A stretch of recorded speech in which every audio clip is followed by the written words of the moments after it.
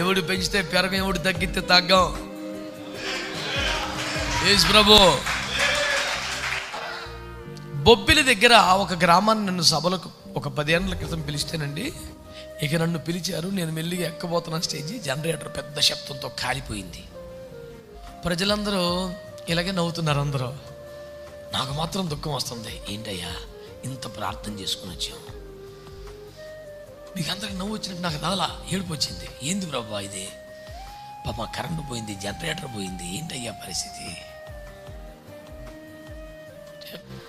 ఆయన నిర్ణయం ఏదైనా, ఆయన పయనం ఎటైనా నువ్వు ఏడిస్తే ఆగుతాడు, నీతో వస్తాడు, నీలోనికి వస్తాడు, నీతో బస చేస్తాడు.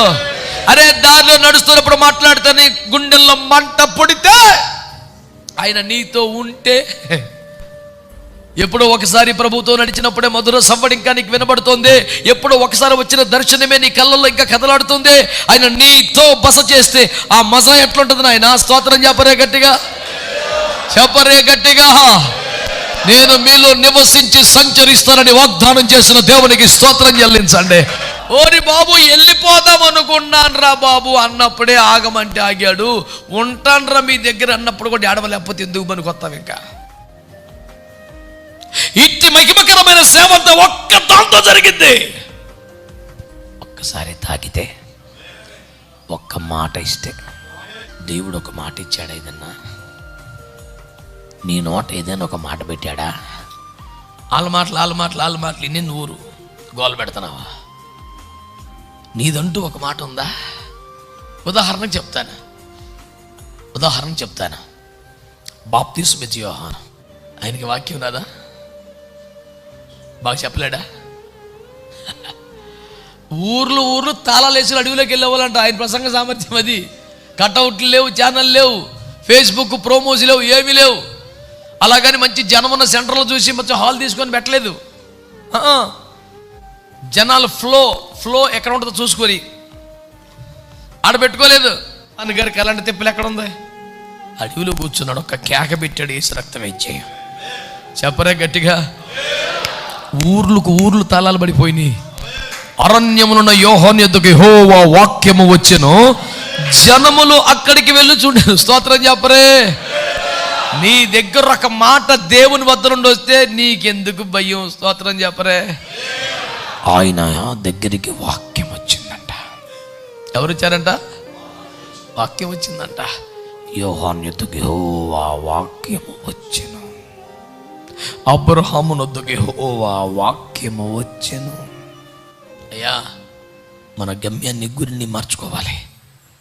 మనం అది మన చోటు. దేవునికి స్తోత్రం కలుగునగాక. హల్లెలూయా. యేసుని వెంబడిల్తునని నేడే గాని నిశ్చయించితిని, నెవెనుదిరుగల్ వెనుకాడల్ నేడేసుడే పిల్చిన, నా ముందు సిలువ, నా వెనుకలో కాశ, నా చేదారి, నా మనసులో ప్రభు, నా చుట్టూ విరోధుల దారి, నెవెనుదిరుగల్ వెనుకాడల్ నేడేసుడే పిల్చిన సుదినో. వాళ్ళిద్దరు వచ్చాక నా పాట ఏం పడకుండా పోయింది. ఏంది నీ పక్కన ఉన్నారని వాళ్ళకి పెంచావా? కొంచెం దూరంగా ఉన్నానని తగ్గించావా? ప్రతి కుట్ర అర్థమవుతుంది నాకు. ఓయ్ దేవునికి స్తోత్రం కలుగునగా. ఎవడు పెంచితే పెరగం, ఎవడు తగ్గితే తగ్గం. యేసు ప్రభు. బొబ్బిలి దగ్గర ఒక గ్రామాన్ని నన్ను సభలకు ఒక 10 ఏళ్ల క్రితం పిలిస్తేనండి, పాటలు ఇక పాడతాము అనంగా కరెంటు పోయింది. తిప్పలు పడి జనరేటర్ తెచ్చారు, పెట్టారు. సురేష్ విలియం 2 పాటలు పడాడు. ఇక నన్ను పిలిచారు. నేను మెల్లిగా ఎక్కబోతున్న స్టేజి జనరేటర్ పెద్ద శబ్దంతో కాలిపోయింది. కరెంటు పోయింది, జనరేటర్ కూడా పోయింది. ఇప్పుడు నేను చీకట్లో స్టేజ్ మీద ఉన్నా. ప్రజలందరూ ఇలాగే నవ్వుతున్నారు. అందరూ నాకు మాత్రం దుఃఖం వస్తుంది. ఏంటయ్యా ఇంత ప్రార్థన చేసుకుని వచ్చాం, మీకు అందరికి నవ్వు వచ్చినట్టు నాకు రాలా, ఏడుపు వచ్చింది. ఏంది ప్రభా ఇది, పాప కరెంటు పోయింది, జనరేటర్ పోయింది, ఏంటయ్యా పరిస్థితి? నాకు ఒక రోషం వచ్చింది. కరెంట్ లేకపోతే జనరేటర్ లేకపోతే చెప్పలేమో ఏంది వాక్యం అనిపించింది. దేవుని కృపలో వెన్నులో ఉంది. కొంచెం గబగబత్తికి స్టేజ్ వదిలేసి జనాల మధ్యలోకి వచ్చి అలా ఆ మధ్యలో నుంచొని అందరు నా దగ్గరికి రండి అలా వచ్చి 800-1000 మంది ఉంటారు చుట్టూ చేరారు. ఎట్టు పెట్టుకొని ప్రభునందు ప్రియులారా అని అరిసి వాక్యం చెప్పా. 1 గంట 18 మందికి బాప్తిస్మాలు ఇచ్చిన రాత్రి.